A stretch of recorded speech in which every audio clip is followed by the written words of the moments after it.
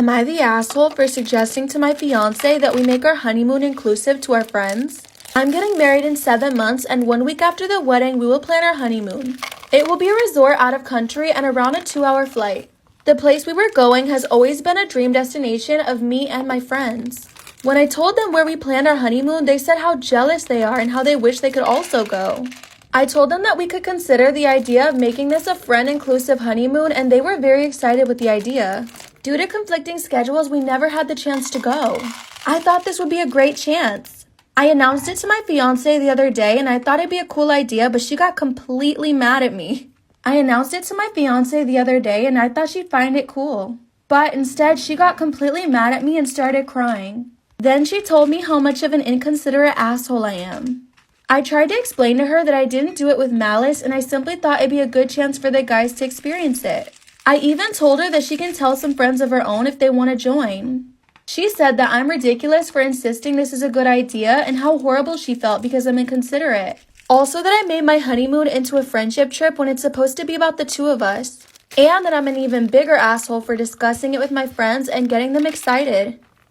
Story time about how my parents caught me selling my undies online. Disclaimer, is not my story time. Send me on Instagram. I'm extremely spoiled. My family is extremely rich. This allows me to buy whatever I want. The problem is my dad caught me sneaking out of my window, so he grounded me for 2 months and took away my allowance. And my allowance is a lot. My dad usually gave me $150 a week. With that money, I would go to Starbucks every single day before school, and I would also treat my friends to Starbucks every now and then. More like every day. My friends and I would go to restaurants and have fancy dinners and lunches, and I also had a car. I would also go shopping almost every single Friday with my friends. I would get manicures and pedicures, and I could basically buy myself whatever I wanted just by asking my dad for the money. But now that I was grounded, that was not going to happen. By the way, I'm 20 now, but this was 3 years ago, so I was 17 when all of this happened. I can confidently say that I was like the queen bee in my high school. Number 1, I was in the cheerleading squad. Number 2, I was super pretty popular and had lots of money. Therefore, everyone wanted to hang out with me. I knew that I needed to maintain my status and also the life that I had become accustomed to. Not being able to go to Starbucks every single morning really made me depressed. That probably made you roll your eyes, but I said what I said. Now, there was no way I was gonna go get a job somewhere. You would never catch me working at a cafe or a restaurant or something like that. So I knew I had to start making my own money online somehow. I did some research and found out that people would sell pictures and video of their feet. So I signed up for this stupid website and decided to do it. The problem was that by the end of the week, I had only made $46. This was clearly not enough. So I did some more research and found out that you could actually sell your undies. So I took my last $200, went to Victoria's Secret and stocked up on undies. I signed up to this website, and within a week, I had about 80 orders. So that means in 1 week, I sold $2,000 worth of my own underwear. This is when I realized that I could charge way more than I had been. So I doubled the price, and the following week, I made $4,000. So here's the first mistake I made. I decided to tell my girlfriends about it, and they decided to sign up and start selling their own undies. After a month, all of my friends and I were selling our undies, and we were all making bank. This also meant that we were spending lots of money. I started buying designer handbags and shoes. One of my friends even put a down payment to a car, and her parents started asking her tons of questions. And so did mine. When my parents realized that I was buying all these designer bags and shoes, they started asking me questions. I was strong and I kept my mouth shut. Now my friends, on the other hand, who were also selling their undies, one of them got questioned by her parents, and she gave up all the information. She even told her parents that I was the mastermind behind everything and that I had told all the other girls to start selling their undies, which was true. So it was official, I had been caught. Of course, my mom's friend runs straight over to my house, and she starts spilling all the beans to my parents. My dad and mom came straight to my room and started rummaging through everything. That's when they find all my purses, my shoes, had stacks of cash in my drawers, and under my mattress. All of my friends got grounded, but my parents decided to take it a step further. They were so disgusted with me that they actually kicked me out of the house. But the good news is I had a lot of money, so I got myself a really nice apartment. So jokes on my parents. With all the money that I made, I decided to start a side hustle. I have my own employees and run my business from my house. My parents and I still talk, and my dad's even invested into my new company. When I look back at what I did, I do feel shame, but at the same time, I've become so successful from that money. What should I invest in next? Story time about when I stuffed my face with edibles before dinner with my wife's parents. Recently, I traveled to Denver, Colorado with my wife and her parents. As a resident of a non-legalized state and as someone who is too much of a pussy to regularly buy illegal drugs, the thing I was looking forward to most was the chance to buy fancy legal tree.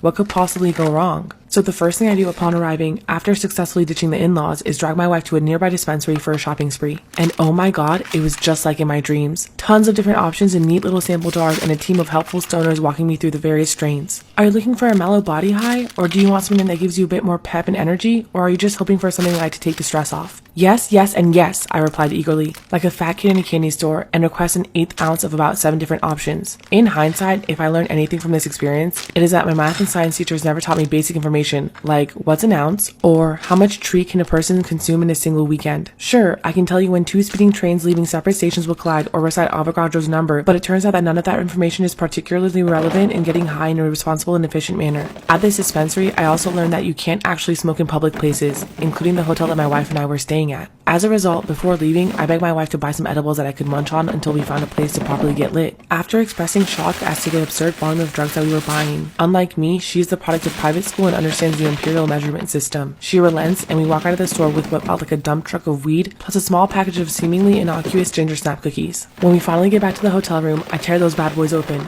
only to find about a dozen tiny cookies roughly the size of a quarter. What the F, Denver? Seeing the skepticism and hunger in my eyes, my wife warns me that I should go easy and look at the back of the package first before trying one. Dose size, 1/2 of a cookie. I read silently as I start taking microbites from the edges like a giant chinchilla gnawing on a sunflower seed. But what kind of a savage only eats half of a cookie? So a second later, I covertly pop the remainder into my mouth. And then I quickly stuff another 2 cookies in my mouth for good measure the minute my wife turns her back. We may not have legal tree back home, but I routinely devour an entire package of Milanos in one sitting without breaking a sweat. Your move, tiny ginger snaps. About 30 minutes later, we're in the backseat of a parent's rental car on the way to dinner. And that's when things start to go tits up. My stomach growls, loudly and angrily. My wife looks at me with inquisitive eyes that seem to say, diarrhea, but I merely clutch my tummy and mumble something about altitude sickness. You didn't eat the whole cookie, did you? She asks, 10% in genuine concern and 90% seething in irritation. Of course not, I respond, avoiding eye contact for the remainder of the car ride. A few minutes later, we're climbing out of her parents' rental car and heading into some trendy farm-to-table restaurant. I don't remember how I made it to my seat, and I don't remember even looking at the menu, but I do remember the concerned look on the waiter's face as he asked me if I was doing all right. Keep it together, man, I say to myself. My wife's sudden groan suggests that I may have also said that to the waiter.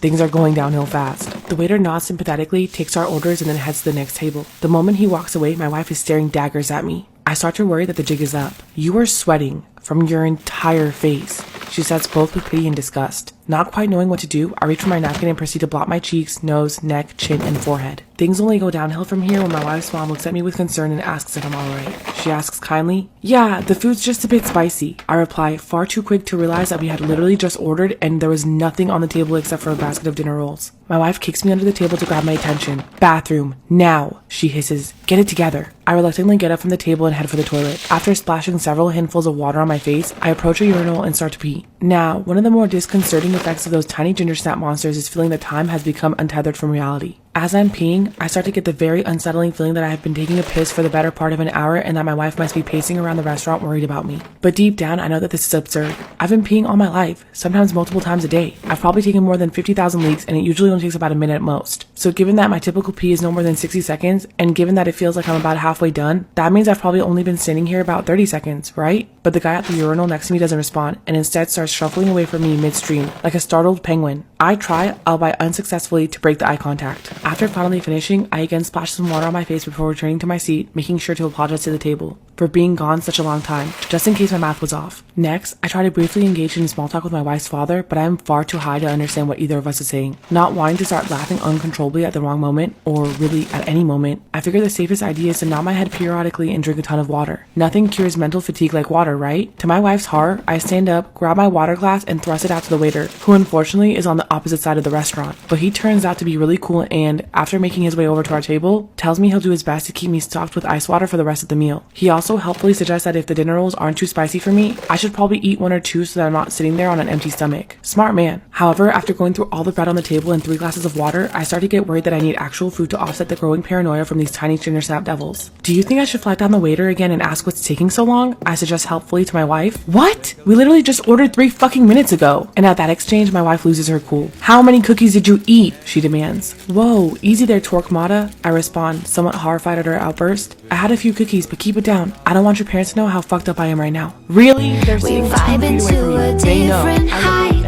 Your hands touching my scars, body's shaking hard. I believe I can fly. Da-dee-da-da.